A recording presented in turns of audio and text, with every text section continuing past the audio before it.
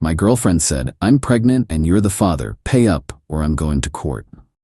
I replied, "Let's get a DNA test first." She refused.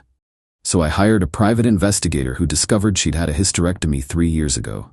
When I played the medical records recording in front of her entire family at Sunday dinner. Original post I, 52 male, was sitting in my home office working on quarterly reports when the text came through.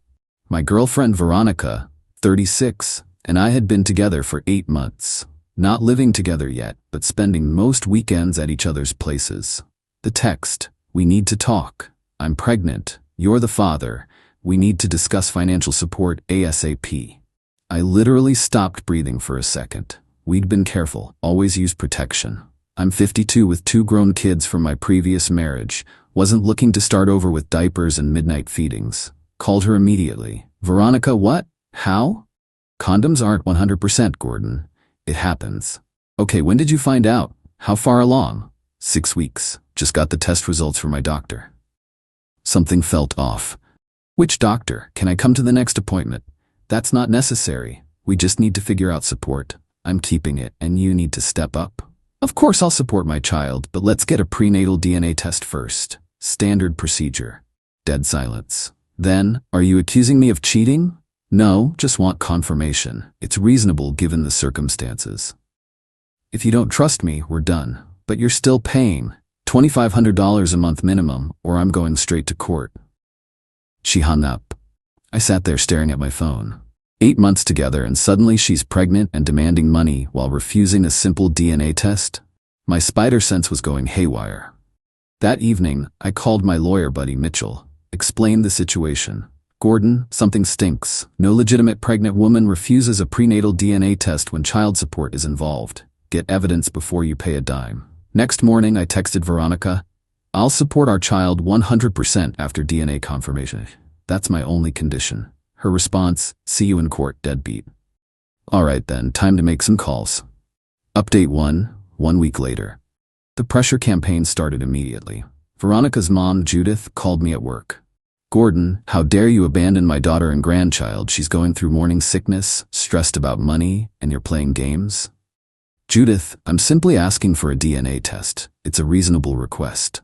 "You're calling her a whore after everything she's done for you. What exactly has she done for me?" She loved you, gave you her best years. 8 months is her best years, and she's 36, not exactly over the hill." Click. She hung up. Then came Veronica's sister, Natasha, via text. "You're pathetic. Denying your own child? Mom's right, you're trash. Veronica deserves better than some old man who can't handle responsibility." The social media posts started next. Veronica posting about deadbeat dads and men who abandon pregnant women. Carefully vague, but her friends knew who she meant. My phone started blowing up with mutual acquaintances asking what happened. Meanwhile, I hired a PI. Let's call him Roy, former insurance investigator, knew his stuff. "Need you to do a deep dive on my girlfriend. Claims she's pregnant, but something's not right." Roy took the case, said he'd start with basic surveillance and background checks. 3 days later, Roy called. "Gordon, you sitting down?" "Why? Your girlfriend visits a fertility clinic twice a week." "What? Why would a pregnant woman?" "That's not all. She's been going there for 2 years. I talked to a nurse who smokes outside during breaks. Veronica's been trying to get pregnant through IVF, unsuccessfully. But she said she's pregnant now." "There's more." I pulled some medical billing records through, let's say unconventional means. 3 years ago she had a hysterectomy, complete removal, medical necessity, severe endometriosis. The room spun. She can't be pregnant? Not unless medical science has advanced beyond what we know. "Gordon, this is attempted fraud. Send me everything you have." That night, Veronica texted, "Last chance, $2,500 by Friday or I file a paternity suit. Your choice." I replied, "File away." Update 2 weeks later. The entitlement escalated to insane levels. Veronica showed up at my house with a fake baby bump. I kid you not, she was wearing one of those pregnancy bellies costume shops sell. "Gordon, look at me. Look at your child growing inside me. How can you deny this?" I stayed calm. "Veronica, let's go to a doctor together. Right now, I'll pay for everything." Her face changed. "I don't need to prove anything to you." "Then we have nothing to discuss." She started crying. Wailing, really. My neighbor, Mrs. Patterson, came out concerned. Veronica immediately played it up. He got me pregnant and now won't help. I'm alone and scared. Mrs. Patterson looked at me with disgust. Gordon, I thought better of you. I said nothing. Let Veronica continue her performance. Eventually she left, but not before keying my car. I got it on camera but didn't call the cops. Yet. Roy called the next day with more intel. She's done this before. Found 2 other guys from the past 5 years.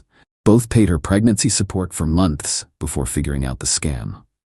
Why didn't they press charges? Embarrassment, probably. One guy's married now, doesn't want it coming out. The other moved across the country. I decided to reach out to them through Roy. The first guy, Derek, was willing to talk. Man, she got me for 12 grand before I wise up. Kept delaying doctor visits. Always had excuses. Finally hired someone to follow her. Caught her drinking and smoking at a bar while supposedly 7 months pregnant. Why didn't you sue? She threatened to tell my employer I was a deadbeat dad. I worked for a conservative company. Couldn't risk it. This woman was a professional scammer. Judith called again. Gordon, Veronica's having complications from stress. You're endangering your baby. Judith, ask Veronica about her hysterectomy. Silence. Then, what are you talking about? Ask her about the surgery 3 years ago, the one that makes pregnancy impossible. You're lying. She's pregnant. I've seen the tests. Fake tests are $20 online, Judith. She hung up, but I could hear the doubt creeping in. Update 3 weeks later. Veronica filed the paternity suit. I was served at work, which she probably thought would embarrass me. My boss, Harrison, called me in. Gordon, this is concerning. I showed him everything, the PI report, medical records, the works. His expression went from concerned to amazed. She had a hysterectomy and is suing for pregnancy support? Yep. That's bold. My lawyer, Mitchell, was having a field day. This is going to be the easiest case I've ever won. She's basically suing for support of an impossible child. But Veronica doubled down. She got her cousin, Jerome, to call me. Jerome was, let's say he tried to be intimidating. Yo, Gordon, you need to handle your responsibilities, man. Ronnie's family. We don't let families struggle. Jerome, she's not pregnant. She showed us the tests. She had a hysterectomy. Man, you don't know what you're talking about. I have the medical records. Those can be faked. The irony of him claiming medical records could be faked while defending fake pregnancy tests was lost on him. Sunday family dinner was coming up. Veronica's family had a standing Sunday dinner at Judith's house. Extended family. The works. Usually 20-30 people. Veronica texted, "If you don't pay by Sunday, I'm telling everyone at dinner what kind of man you are." Perfect. Just perfect. I replied, "I'd like to come to dinner. We should tell your family together about the baby." She was suspicious but couldn't really say no without looking bad. Fine, 4 p.m., bring a check. Oh, I'd bring something, all right. Update 4, the Sunday dinner. I showed up at 3:55 p.m. with a folder and a small digital recorder. Veronica met me at the door, wearing her fake bump, all smiles for the family audience. "Gordon, so glad you came to your senses." Loud enough for everyone to hear. The whole family was there. Judith, Natasha, Jerome, aunts, uncles, cousins, about 25 people total. Veronica had clearly prepped them. I got cold stares and disappointed head shakes. We sat down to dinner. Before Grace, Judith stood up. "Everyone, Veronica has an announcement." Veronica stood, hand on her fake belly. "As most of you know, Gordon and I are expecting. Today, he's finally stepping up to support our child." Applause. Some scattered about-time comments. I stood up. "Actually, I have something to share first." Veronica's eyes narrowed. "Gordon, everyone should know the truth." I pulled out my phone. "This is a recording from St. Mary's Medical Center, dated 3 years ago." I hit play. The doctor's voice filled the room. "Miss Veronica Hodges, hysterectomy completed successfully. Full removal of uterus due to severe endometriosis. Patient will no longer be able to conceive. Dead." Silence. I continued. "Here are the medical records, the surgical report. The insurance claims Veronica had her uterus removed 3 years ago. It is medically impossible for her to be pregnant." Judith went pale. That can't be." "There's more." I pulled out another paper. "This is a statement from Derek Morrison, whom Veronica scammed with the same fake pregnancy story 2 years ago. And here's one from Roberto Valdez, same scam 3 years ago." Veronica jumped up. Those are fake. He's lying. Really? I turned to Judith. Call St. Mary's. Ask for records department. Her patient ID is right here. Jerome stood up, angry. You trying to embarrass her? She's trying to extort $2,500 a month for a baby that cannot exist. Who's embarrassing who? Natasha chimed in. Ronnie, just show them your pregnancy test. Veronica pulled out a pregnancy test. Positive. I pulled out my phone, showed them a website. FakePregnancyTest.com, $19.99 for 5. They always show positive. An aunt in the back. Ronnie, is this true? You can't have babies? Veronica was cornered. The fake belly suddenly looked ridiculous. She started backing toward the door. You don't understand. He owes me. After everything I did for him. What did you do for me, Veronica? I loved you. You tried to scam me. That's not love. Judith finally found her voice. Veronica Marie Hodges, did you have a hysterectomy? The room waited. Veronica's mouth opened and closed like a fish. It's complicated. It's yes or no. Judith's voice was rising. Yes, okay? Yes, but I deserve compensation for my emotional labor. Emotional labor? I laughed. You mean lying? She grabbed a plate and threw it at me. Missed. Hit the wall. Her uncle Big Tom stood up. Girl, you need to leave. Now. Veronica looked around the room. No sympathy, no support. Even Jerome looked disgusted. You're all judging me? Me? After everything I've been through? You lied to us, Natasha said quietly. Used us to harass this man.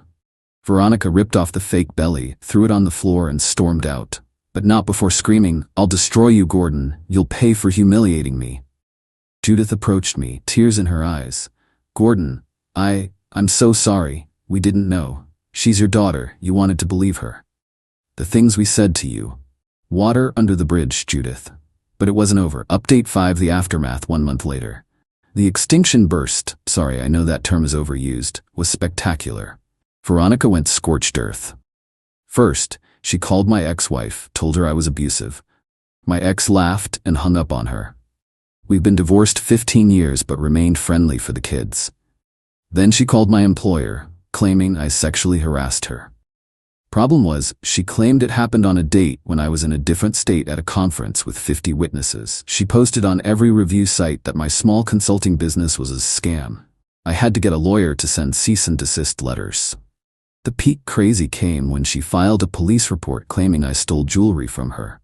The cops came to my house. Officer Martinez looked tired. Sir, Miss Hodges claims you have her grandmother's ring. Officer, I've never been given any jewelry by Miss Hodges. She says it's worth $10,000. I pulled up my phone. Here are our text messages, every single one. Feel free to search for any mention of a ring or jewelry. He scrolled through them, found the pregnancy scam texts. His eyebrows went up. She claimed to be pregnant after a hysterectomy? Yes, sir. Here are the medical records and the attempted extortion texts. He sighed. We'll be having a different conversation with Miss Hodges. Filing a false police report is a crime. Veronica was arrested.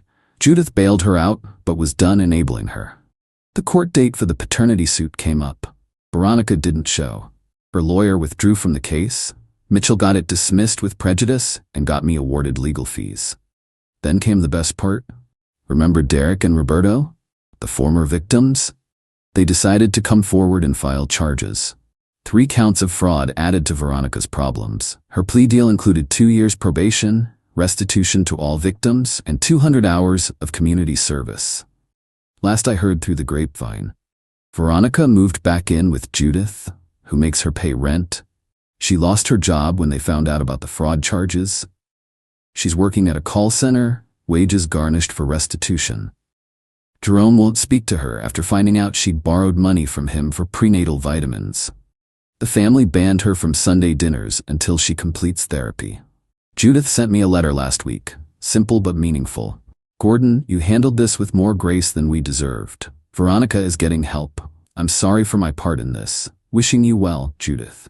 As for me, I'm fine. Trust issues? Sure. But I learned valuable lessons about red flags and the importance of verification. Started dating again last month. Met a nice woman named Eleanor at a book club.